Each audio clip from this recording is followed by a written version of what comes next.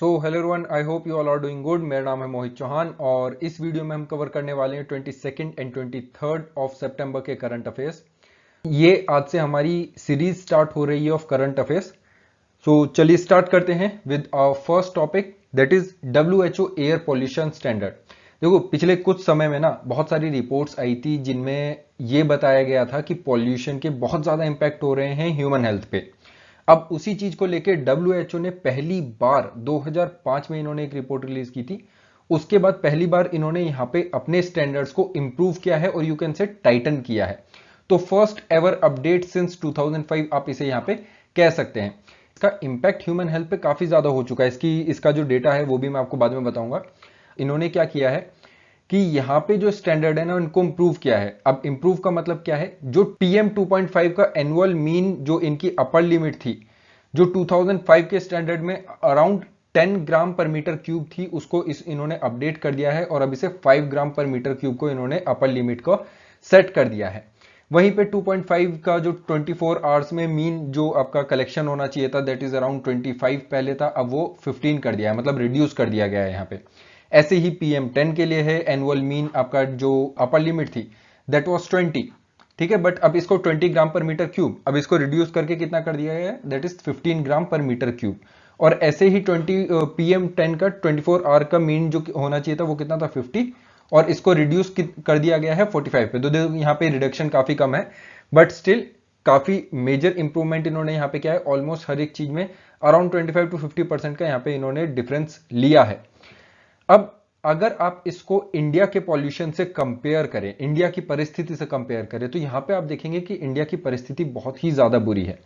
जैसे कि इंडिया में आप दिल्ली में देखें तो दिल्ली का जो पॉल्यूशन है that is around 16.8 times more than the WHO revised air quality guidelines. तो मतलब अभी ये जो आप यहां पे देख पा रहे हैं ना 5, तो इससे लगभग 16 से 17 गुना ज्यादा दिल्ली में एयर पॉल्यूशन यहां पे रहता है ऑफ अराउंड 2.5। तो ये एक सच में कंसर्न का विषय है। बाकी अगर स्टेट देखें, बाकी अगर हम मेजर सिटीज देखें तो वहां पे भी स्थितियां बहुत ज्यादा अच्छी नहीं है। अगर आप कोलकाता की बात करें तो यहाँ पे भी लगभग 9 गुना ज्यादा यहाँ पे पॉल्यूशन होता है। चेन्नई में लगभग 5 गुना ज्यादा, हैदराबाद में लगभग 7 गुना ज्यादा, ऐसे ही अहमदाबाद में लगभग 9.8 times more pollution than the standard set by the WHO in the recent times. अब इसकी वजह से कि यहाँ पे हर साल 7 मिलियन प्री मैच्योर डेथ हो रही है और काफी सारे लोगों की जिंदगी छोटी हो जाती है, मिलियंस ऑफ पीपल की जिंदगी छोटी हो जाती है जो हमें पता नहीं पड़ता। So this is a very major cause of concern. Next हमारी जो न्यूज आ रही है वो असम मिजोरम डिस्प्यूट से आ रही है। देखो, ये काफी बड़ा जो है डिस्प्यूट अभी सामने निकल के आ रहा है। डिस्प्यूट आज का नहीं है। अभी हुआ क्या है, जो गवर्नमेंट ऑफ असम है उन्होंने ये बोला है कि मिजोरम के लोग जो हैं वो धीरे धीरे असम की जमीन पे एंक्रोचमेंट कर रहे हैं। तो यहां पे आप बॉर्डर देख पा रहे होंगे, दिस इज असम, ठीक है, दिस इज मिजोरम। अब यहां पे असम गवर्नमेंट ये बोल रही है, असम के लोग ये बोले हैं कि मिजोरम के लोग धीरे धीरे धीरे यहां पे इन बॉर्डर एरियाज में क्रोचमेंट कर रहे हैं। इनके फॉरेस्ट डिपार्टमेंट ने ये बोला गया है। तो ये बोले लगभग 164 किलोमीटर की इनकी बाउंड्री है। तो सबसे पहला फैक्ट तो ये आपका यही हो जाता है, लगभग 164 किलोमीटर की बाउंड्री है बिटवीन असम एंड मिजोरम। और ये बाउंड्री कब डिसाइड हुई थी, दिस वॉज डिसाइडेड इन 1933। अब इस डिस्प्यूट की बात करें तो ये देखो आज का डिस्प्यूट तो है नहीं, बहुत पुराना यहाँ पे डिस्प्यूट हो जाता है। मैं इसको आपको लेमन लैंग्वेज में बता देता हूं एक्चुअली ये डिस्प्यूट है क्या। देखो 1933 में यहाँ पे हुआ क्या था, असम जो है, जो आपका मिजोरम आज की डेट में स्टेट है, वो पहले असम का एक डिस्ट्रिक्ट था। 1933 में यहाँ पे इसकी बाउंड्री डिसाइड हुई थी, इस डिस्ट्रिक्ट की, मतलब ये जो मिजोरम है इसकी बाउंड्री यहाँ पे डिसाइड हो गई थी 1933 में। पर ये ध्यान रखिए मिजोरम अभी असम का क्या है, एक डिस्ट्रिक्ट है। ये डिस्ट्रिक्ट की बाउंड्री डिसाइड हुई थी, नॉट ऑफ मिजोरम। अब होता क्या है आपको भी पता है, जो मिजोरम है that was made a union territory in the year 1972 and उसको बाद में एक राज्य घोषित कर दिया गया था 1987 में। अब ये डिस्प्यूट जो है यहीं से चालू हो जाता है। देखो मैं इसकी टाइमलाइन यहां पे लिख देता हूं। It was first a district. District कब था, ये डिस्ट्रिक्ट कब बना था, इन 1933, ठीक है। फिर उसके बाद इसको यूटी बना दिया गया, मतलब मिजोरम को असम से दूर कर दिया गया और इसको एक यूटी बना दिया गया इन 1972। फिर उसके बाद इसको एक राज्य घोषित कर दिया गया, मतलब एक स्टेट घोषित कर दिया गया, किसको, मिजोरम को, इन 1987, ठीक है, 1987 में एक राज्य घोषित कर दिया गया। अब डिस्प्यूट जो अराइज हो रहा है वो यहीं से है, क्योंकि मिजोरम का ये कहना है कि यहाँ पे एरिया ऑफ डिस्प्यूट कितना है, that is around 1318 square kilometre, लगभग 1318 स्क्वायर किलोमीटर का एरिया है, जिसे मिजोरम बोलता है कि भाई देखो ये हमारा पार्ट है। और असम बोलता है क्योंकि मिजोरम असम का डिस्ट्रिक्ट था, इसलिए ये असम का पार्ट है। तो यहां पे इसी चीज के ऊपर डिस्प्यूट चल रहा है। असम गवर्नमेंट जो है वो हवाला देती है आपके 1933 के बाउंड्री नोटिफिकेशन जो आया था, 1933 का बाउंड्री नोटिफिकेशन आया था उसका। बट जो मिजोरम की गवर्नमेंट है वो ये बोलती है भाई हम और पीछे जाएंगे और 1873 में जो रेगुलेशंस आए थे इंटर स्टेट बाउंड्री के, हम उन्हें मारेंगे। तो यहां पे डिस्प्यूट चल रहा है बेसिकली दो आपके जो ऑलरेडी रेगुलेशंस आ चुके हैं। एक रेगुलेशन आया था 1993 में जिसको असम मानता है, और एक रेगुलेशन आया था 1873 में जिसे आपका मिजोरम मानता है। So this is the major dispute between Assam and Mizoram. तो चलिए आगे बढ़ जाते हैं। नेक्स्ट हमारा टॉपिक है about change maker award. Again ये बहुत सारे एग्जाम्स के लिए काफी ज्यादा इंपॉर्टेंट हो जाता है। तो change maker award of 2021 was वोन बाय फिरोज फैजा बीदर। तो ये इनके द्वारा यहाँ पे जीता गया है, ये बांग्लादेश की हैं। 2021 का चेंज मेकर अवार्ड इन्हें मिला है। किस चीज के मिला है? For promoting good health and wellbeing. देखो चेंज मेकर अवार्ड बेसिकली ये एक पार्ट है आपका गोलकीपर अवार्ड का।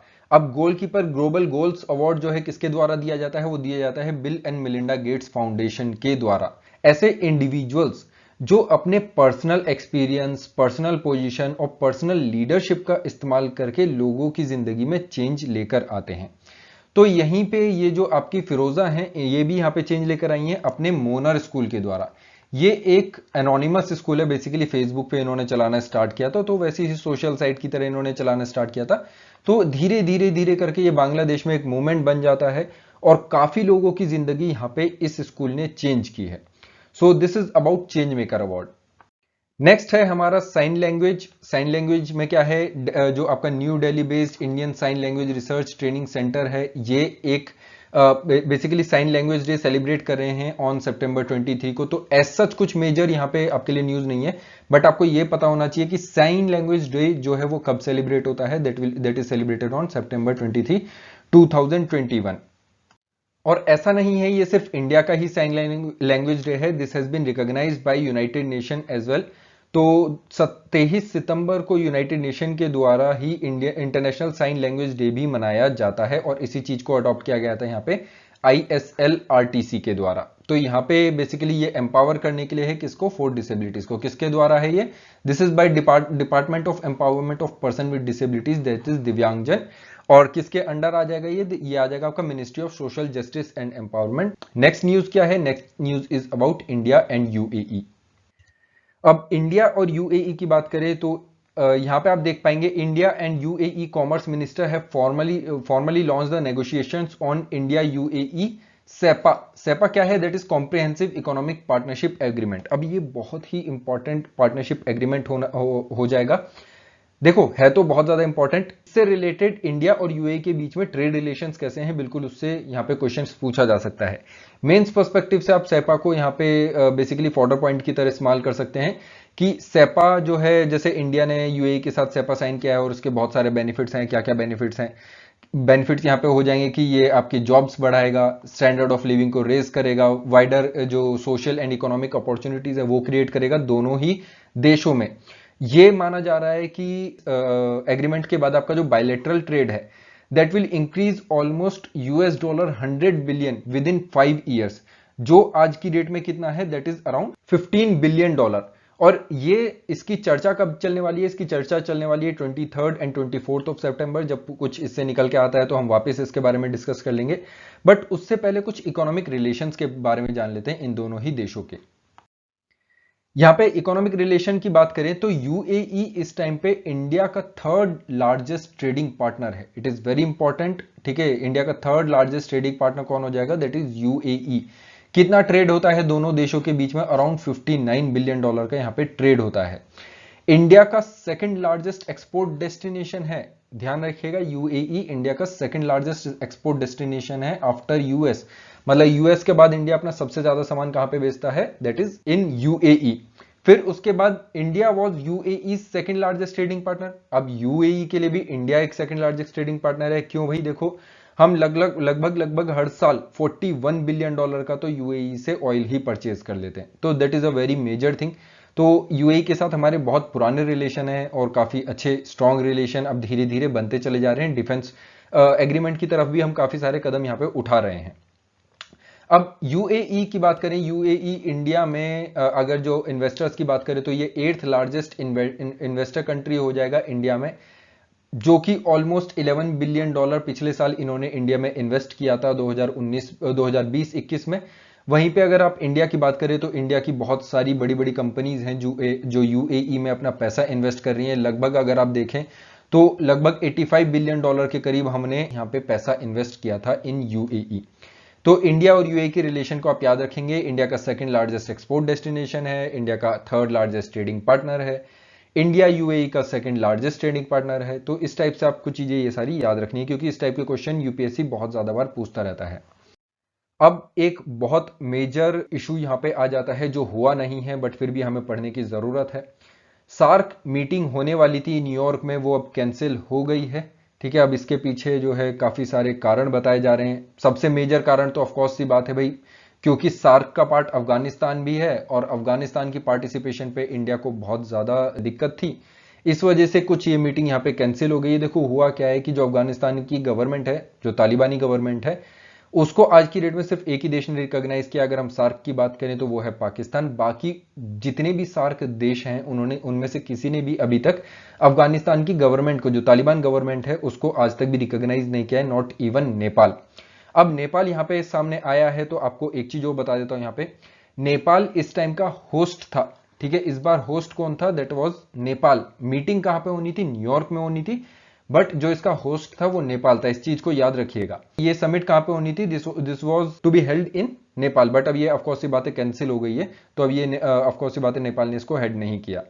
मेजर इशू वही था, तालिबान इशू था। अब देखो इंडिया की तरफ से ये भी कंसर्न दिखाए गए थे, क्योंकि तालिबान में जितने भी गवर्नमेंट मतलब आपके मंत्री हैं, ऑफकोर्स ये बात है वो सारे टेररिस्ट, यूएन डेजिग्नेटेड टेररिस्ट हैं। और वहीं पे जो आपका तालिबान का एक आर्म है, दैट इज हक्कानी नेटवर्क, उसके भी काफी सारे ऑफिशियल्स जो हैं यहाँ पे इस टाइम पे तालिबान गवर्नमेंट में बैठे हुए हैं। और इस वजह से इंडिया को यहाँ पे कंसर्न था कि जो टेररिस्ट हैं, डेजिग्नेटेड टेररिस्ट हैं, एटलीस्ट उनको यहाँ पे हमें अपने साथ बातचीत में नहीं शामिल करना चाहिए। तो this was the issue. Now हमारे नेक्स्ट टॉपिक की तरफ बढ़ते हैं। अब ये बहुत एक अच्छी खबर आई है।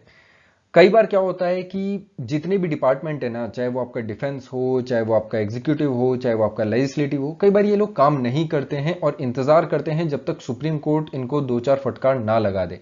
यही हुआ है अभी रिसेंटली में।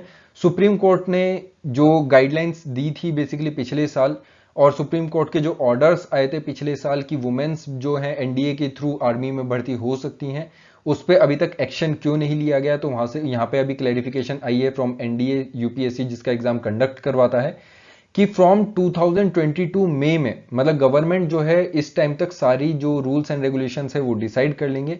जितने भी रिक्वायरमेंट्स हैं, जितनी भी फुलफिलमेंट है, वो यहाँ पे 2022 तक हो जाएगा, क्योंकि 2022 में मई में क्या है, यूपीएससी अपने नोटिफिकेशन निकालता है फॉर एनडीए। तो उस टाइम तक हम, मतलब जो गवर्नमेंट है वो ये बोल रही है कि एंट्रेंस एग्जाम के लिए जितनी भी रिक्वायरमेंट्स हैं वो सब पब्लिश कर देंगे। तो बेसिकली क्या है, आफ्टर मई 2022 यहाँ पे वुमेन भी एंट्री ले पाएंगी अब आर्मी में थ्रू एनडीए। तो this was a very major issue जो काफी लंबे समय से चल रहा था, और जो आपकी डिफेंस मिनिस्ट्री है वो इसको काफी लंबे समय से टाल रही थी। अब देखो पिछले साल भी क्या हुआ था कि गवर्नमेंट, जो आपका सुप्रीम कोर्ट था, सुप्रीम कोर्ट ने लास्ट ईयर भी परमानेंट कमीशन के लिए भी, जो वुमेन ऑफिसर्स हैं उनके परमानेंट कमीशन के लिए भी यहाँ पे बात की थी। ऑल्दो ये पूरे तरीके में अभी भी इंप्लीमेंट नहीं हुआ है। बहुत सारी वुमेन एम्प्लॉयज, वुमेन ऑफिसर्स हैं जिनको अभी भी रिटायर किया जा रहा है बिफोर देयर एज, मतलब अभी भी उनका परमानेंट कमीशन ढंग से लागू नहीं हुआ है। और आई डोंट थिंक कि फॉर नेक्स्ट 1 ईयर और 2 ईयर ढंग से ये लागू होने भी वाला है। अब ये जो जजमेंट है वो दिया गया है बाय जस्टिस एसके कॉल। तो कई एग्जाम्स में ये भी पूछा जा सकता है, जस्टिस एसके कॉल के द्वारा यहां पे जजमेंट दिया गया है। So this was about the women in armed forces. Next topic हम देख लेते हैं। Next news is about purple revolution हैं। अभी रिसेंटली में क्या हुआ है, union minister doctor Jitendra Singh ने यहाँ पे प्रपोज किया है एक integrated aroma dairy entrepreneurship for Jammu and Kashmir. अब अरोमा मिशन जो है इसको पॉपुलरली जाना जाता है by the name of lavender और पर्पल रेवोल्यूशन। इसको लॉन्च किया गया था in Jammu Kashmir by CSIR which is under the aegis of union ministry of science and technology. तो इस चीज के बारे में पता है, देखो क्या होता है कि जब भी हमारे पास सामने एग्रीकल्चर सामने आता है ना, तो हम हमेशा ministry of science and technology को भूल जाते हैं। तो ये बिल्कुल ध्यान रखिएगा, बहुत इंपॉर्टेंट है ये, क्योंकि यहाँ पे एक तरफ बात करी जा रही है एग्रीकल्चर की, मतलब सॉर्ट ऑफ एग्रीकल्चर हो जाता है क्योंकि ये हॉर्टिकल्चर से आपका रिलेटेड हो जाएगा, एनिमल हस्बेंड्री, डेयरी रिसोर्सेज, इन सब चीजों से रिलेटेड हो जाता है, क्योंकि यहाँ पे फार्मिंग इंक्लूड हो रही है। तो कई बार स्टूडेंट क्या होता है, वो ये सोचते हैं कि यार union ministry of science and technology यहाँ पे क्या करने आएगा। बट चीज ध्यान रखिएगा, ये यहाँ पे अरोमा मिशन है, बेसिकली क्या है कि यहाँ पे प्रोसेसिंग की बात हो रही है, और जब प्रोसेसिंग की बात होती है तो यहाँ पे आपकी टेक्नोलॉजी इन्वॉल्व हो जाती है, और जब टेक्नोलॉजी इन्वॉल्व हो जाती है तो ministry of science and technology यहाँ पे आ जाएगी। अब देखो इससे फायदा क्या है, इससे फायदे बहुत सारे हैं। ये वहां के फार्मर्स की लाइफ को काफी हद तक चेंज कर देगा, क्योंकि जम्मू एंड कश्मीर में क्या है, ग्रोइंग एनवायरनमेंट बहुत अच्छा है, तो वहां पे चीजें ना बहुत अच्छे से ग्रो हो पाती हैं। अगर आप रिसेंट पास्ट में देखो, पिछले 2 या 3 सालों में, तो काफी सारे ऐसे प्रोडक्ट हैं, हॉर्टिकल्चर प्रोडक्ट हैं, जो जम्मू एंड कश्मीर में ग्रो होना स्टार्ट हो गए हैं और इंट्रोड्यूस किए गए थे बाय CSIR। इस वजह से क्या है, वहां पे देखो ऑफकोर्स ही बात है, गवर्नमेंट ने उतना बड़ा इनिशिएटिव जो लिया था बाय रिमूविंग द आर्टिकल 370, तो उसके बाद गवर्नमेंट का मेन एम रहा है कि यहाँ पे लोगों को एम्प्लॉयमेंट देना, लोगों की यहाँ पे लाइवलीहुड को इंप्रूव करना। उसमें सबसे बेस्ट चीज क्या रहती है, आपकी फार्मिंग, और फार्मिंग को यहाँ पे अच्छे से इंट्रोड्यूस किया जा रहा है बाय अरोमा मिशन, और जो आपके इंटीग्रेटेड अरोमा डेयरी एंटरप्रेन्योरशिप है फॉर जम्मू एंड कश्मीर। तो यहाँ पे बहुत सारे लोगों को प्रॉफिट होने वाला है, बहुत सारे लोगों को लाइवलीहुड यहाँ पे चेंज होने वाला है, और ऑफकोर्स सी बात है, लेवेंडर की खुशबू तो सभी को पसंद है, और बहुत ही शॉर्ट आफ्टर ये यहाँ पे फ्रेग्रेंस हो जाएगा। So this is it for our today's lecture. हम वापस मिलेंगे कल और डिस्कस करेंगे अपने करंट अफेयर्स के बारे में। तो ये सीरीज आज से हमने स्टार्ट की है, और ये आज के करंट अफेयर्स थे of 22 and 23 of September. Daily हम ऐसे ही करंट अफेयर्स कवर करेंगे। अगर आपको ये सीरीज अच्छी लगी है तो do right in comment box, please लिख के बताइएगा अपने सजेशंस कि आपको ये कैसा लगा करंट अफेयर्स कवर करने का तरीका, और अगर आपके कोई एक्सपेक्टेशंस हैं या फिर आपके कोई सजेशंस हैं, then they are very welcome. आप कमेंट बॉक्स में लिख के हमें बता सकते हैं। सो चलिए वापस मिलेंगे अपने कल की वीडियो में, तब तक के लिए bye bye, take care, have a great day, thank you.